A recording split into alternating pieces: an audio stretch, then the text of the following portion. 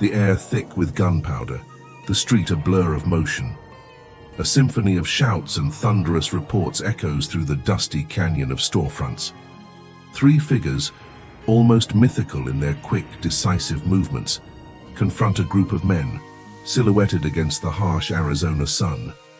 This is the moment etched into legend, the iconic showdown at the OK Corral. Our scene replayed countless times on silver screens, forever burning the image of justice, meted out in a hail of bullets. But that's the Hollywood version. It's also mostly wrong.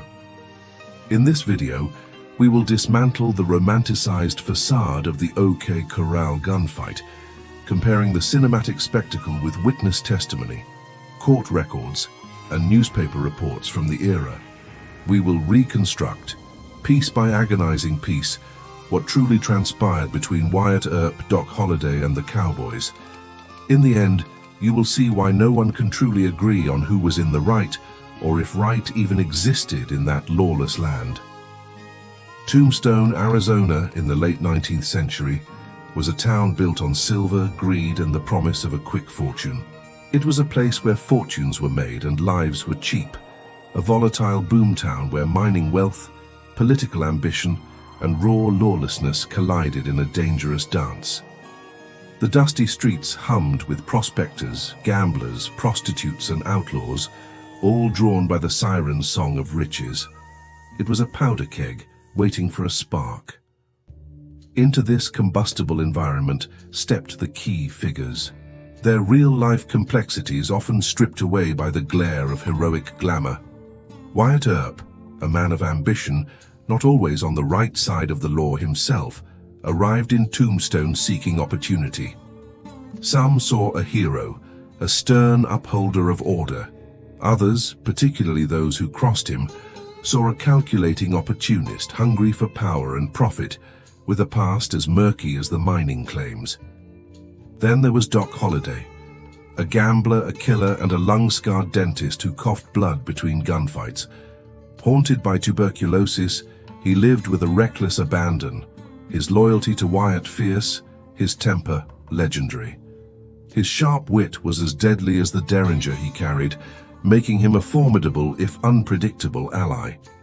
Opposing them were the Cowboys, Ike and Billy Clanton, Tom and Frank McClory. These were not merely anonymous outlaws. They were powerful ranching families deeply entrenched in the region, clashing with the Earps over control of cattle, territory, and political influence. Accusations of cattle rustling were rampant, but the Cowboys were also established figures, and their conflict with the Earps was a bitter struggle for dominance, not just a clear-cut battle between good and evil. Tombstone became a powder keg, the tension palpable.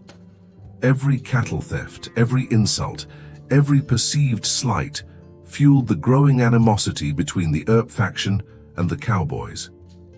Political rivalries intensified the personal animosities, creating a suffocating atmosphere where violence seemed inevitable.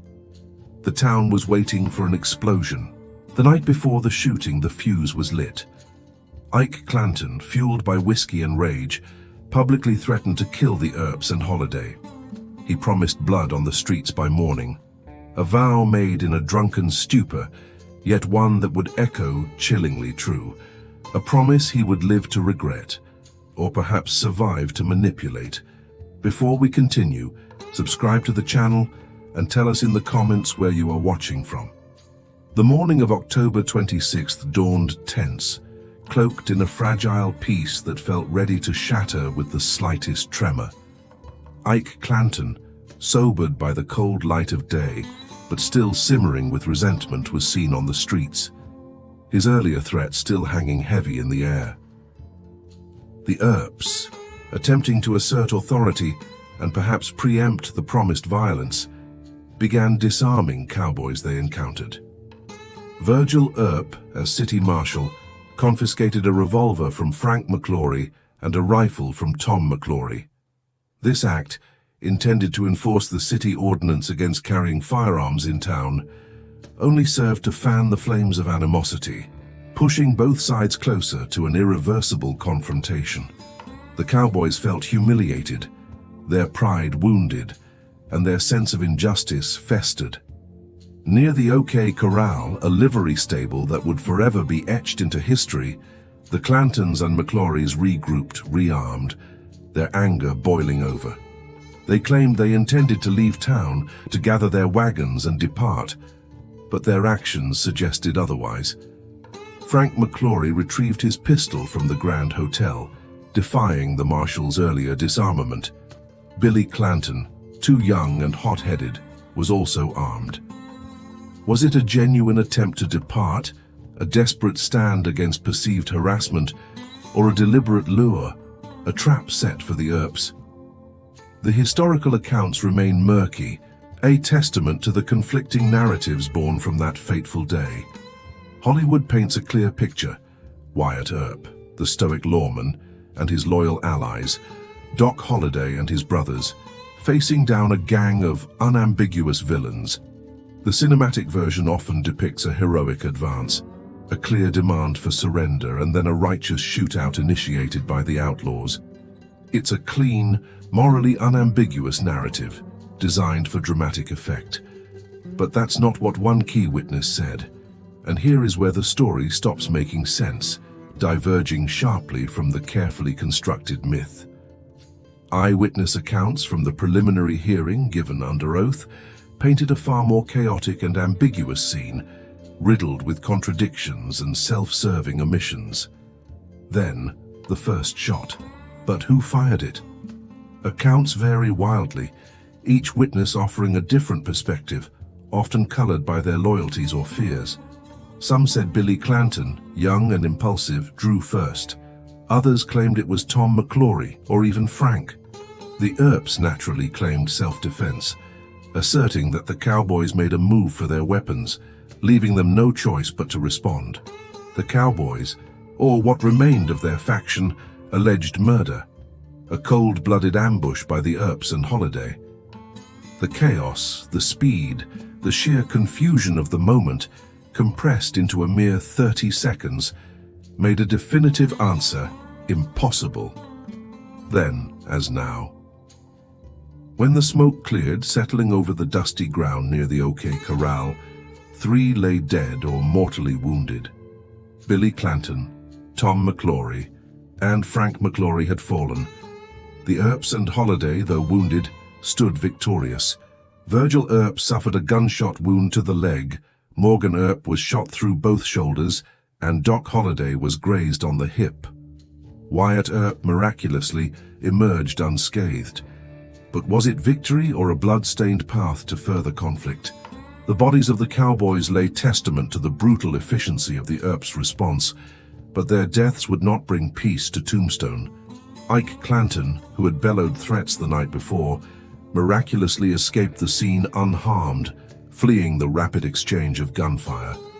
His face, contorted with grief and a burning promise of vengeance for his brother and friends, would soon seek retribution. The gunfight was over, a mere half-minute of terror, but the war had just begun, shifting from the dusty streets to the courtroom and then back to the unforgiving Arizona frontier.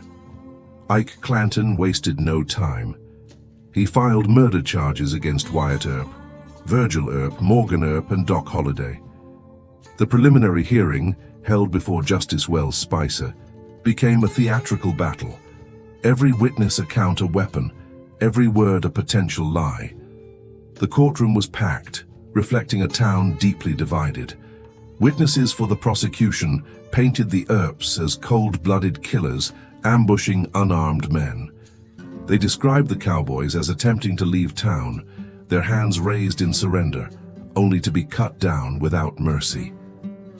Conversely, the defense presented the Earps and Holliday as lawmen upholding order in a lawless town, responding to a clear and present danger posed by the defiant Cowboys. Testimonies were conflicting, biased, and often contradictory, making it nearly impossible to discern an objective truth. Political maneuvering seeped into every argument, as the hearing transformed into a proxy war for control of Tombstone. Who would the judge believe? The outcome would shape not only the fate of the Earps, but the very narrative of the American West. The judge's verdict, delivered after weeks of testimony, was clear: not guilty. Justice Spicer ruled that the Earps and Holliday had acted within the bounds of the law, their actions constituting self-defense against men who, despite their claims, had demonstrated hostile intent. He dismissed the charges, effectively legitimizing the gunfight as a necessary act of frontier justice. But for many, especially the Cowboy faction and their sympathizers, this was not justice but a political whitewash, a blatant display of favoritism towards the powerful Earp brothers. The official story was written, declared by the courts, but the doubts lingered, a bitter resentment festering beneath the surface of Tombstone. The acquittal, rather than bringing peace, merely intensified the animosity, proving to be a temporary truce in a war far from over.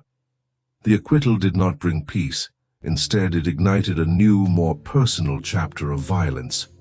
Morgan Earp, Wyatt's brother, was assassinated just 4 months later, shot through a window while playing billiards. Days after, Virgil Earp, another brother and city marshal, was ambushed and maimed, his left arm shattered. Wyatt Earp, now a man consumed by grief and rage, launched his own bloody campaign of vengeance. He assembled a posse, including Doc Holliday, and embarked on what became known as the Earp Vendetta ride. Over the next several weeks, Wyatt systematically hunted down and killed those he believed responsible for his brother's attacks. This brutal retaliation blurred the lines between lawman and outlaw, transforming Wyatt from a defender of order into a merciless avenger. Was it frontier justice, a desperate act to protect his family, or cold-blooded murder, fueled by personal vendetta? The answer depended entirely on who was telling the story. Over decades, the story of Wyatt Earp and the OK Corral was meticulously rewritten, polished, and ultimately mythologized. Newspaper reports, often sensationalized, were followed by dime novels that romanticized the West, casting its figures in stark, dramatic light. Then came Hollywood films, eager to capitalize on the public's appetite for heroes and villains.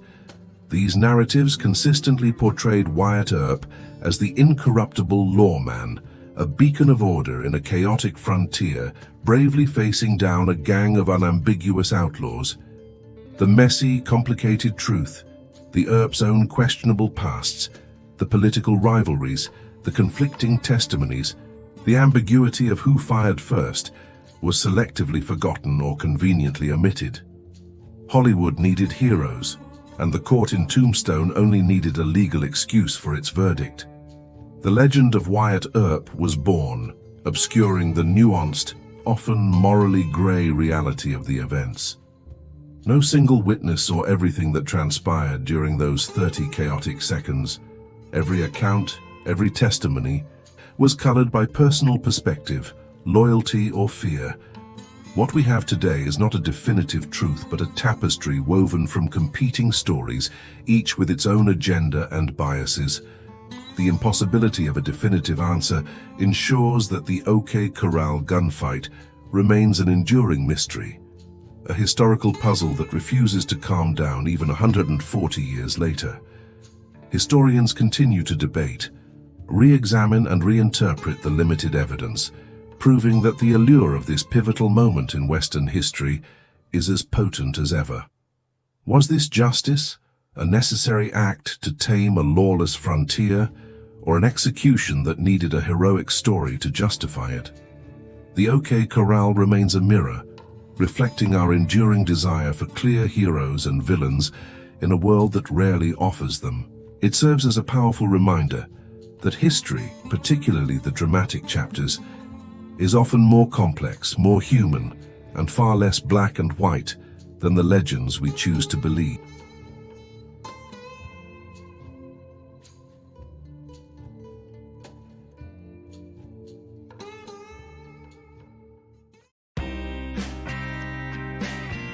Subscribe to the American Vault.